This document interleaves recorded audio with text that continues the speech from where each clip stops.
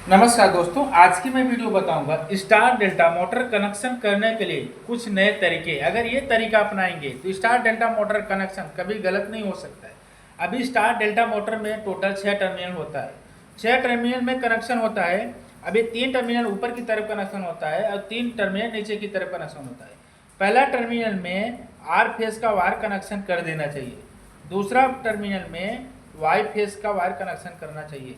तीसरा नंबर में B phase connection कर देना चाहिए।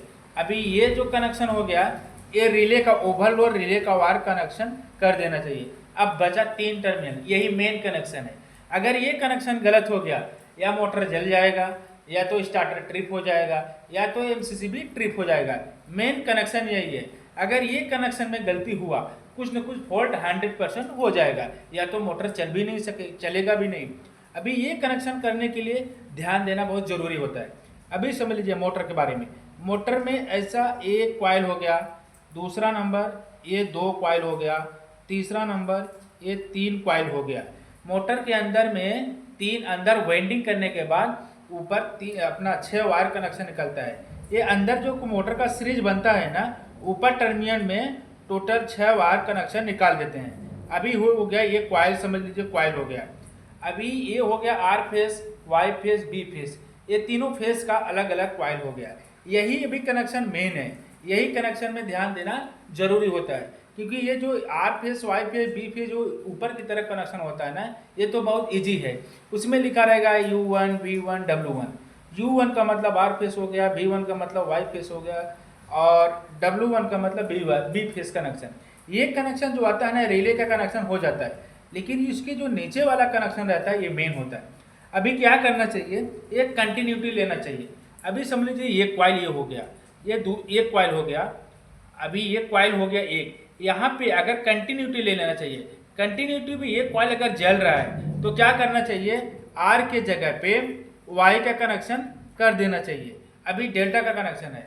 और दूसरा नंबर हो गया, क्योंकि ये R face, Y face, B phase मैंने वायर का कनेक्शन कर दिया। अभी मैं डेल्टा का कनेक्शन कर रहा हूँ। ये कनेक्शन ध्यान देना बहुत जरूरी होता है। अभी आर के जगह पे वाई फेस कनेक्शन हो गया, क्योंकि एक कॉइल ए हो गया। अभी एक कॉइल हो गया, अभी वाई के जगह पे बी का वायर कनेक्शन कर देना चाहिए।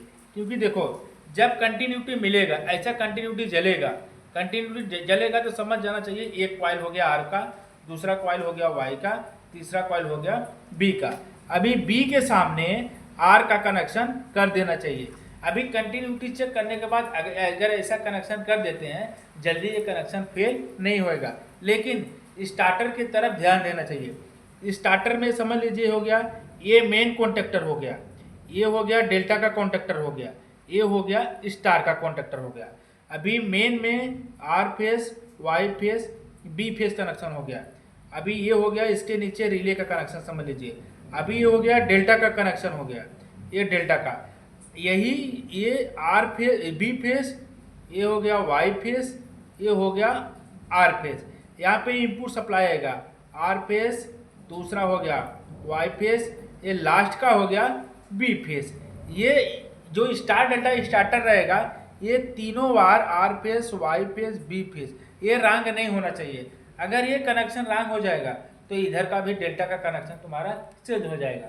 तो ये सीधा सीधा मेन और डेल्टा कॉन्टेक्टर में, मेन कॉन्टेक्टर और डेल्टा कॉन्टेक्टर में कनेक्शन सीधा सीधा होना चाहिए। R face, Y face, B phase, यानी मेन और डेल्टा में supply R face, Y face, B phase सीधा सीधा होना चाहिए, चेंज नहीं होना चाहिए। अगर इधर चेंज हो गया तो इधर भी चेंज हो जाएगा।